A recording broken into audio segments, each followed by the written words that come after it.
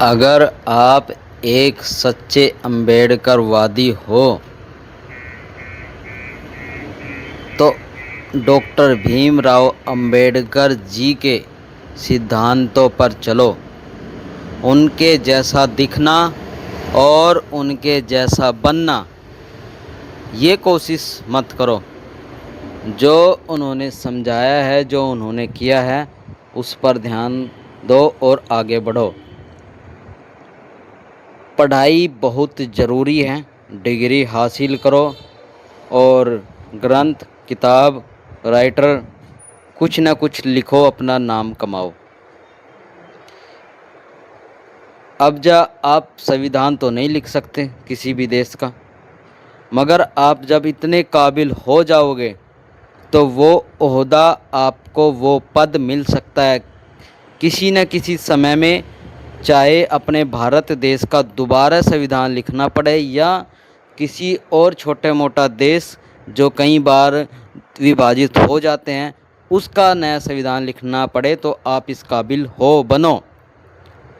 दूसरे नंबर पर, आप अगर नहीं पढ़ सकते तो राजनीति करो और संसद में बैठो। जो बाबा साहब जी ने हमें पुस्तक दी है, ग्रंथ, अपना संविधान, उसको हासिल करो, उसके अधिकारी बनो।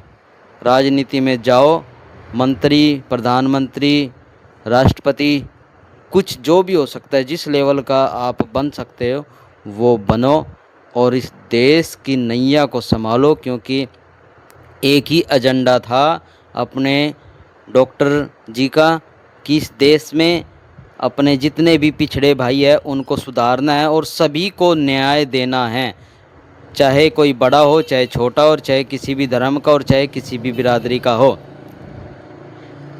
और ये जाति आरक्षण या फिर किसी छोटी जाति से नहीं, जिसकी आर्थिक स्थिति कमज़ोर है उसको देने का प्रदान करो। अगर आप राजनीति में नहीं जा सकते हैं, इतना बजट नहीं है आपका, तो आप अपनी मजदूरी या जहाँ भी आप काम करते हो, अगर नहीं पढ़े या फिर किसी कारण मजबूरी से आपने पढ़ाई छोड़ दी या नहीं पढ़े, तो मजदूरी करो, पैसे कमाओ और जितने आपके जानकारी में, रिश्तेदारी में या जो भी मिले उसको पढ़ाने की कोशिश करो। आपके बच्चे या कोई भी गली मोहल्ले के, उनको पढ़ाओ, आगे लेकर जाओ। ये भी एक उनका बताया हुआ रास्ता है।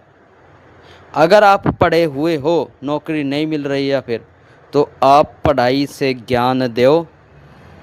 ये धर्म अंधविश्वास से उनका पीछा छुटाओ। जो बड़े लोग हो चुके हैं उनके अंदर तो कूट कूट कर भर गई है, उनको तो निकालने में समय लगेगा, मगर जो नई पीढ़ी के नवयुवा है, नए बच्चे हैं, उनको ट्यूशन दो, उनको पास करवाओ और उनको एक नई राह दिखाओ।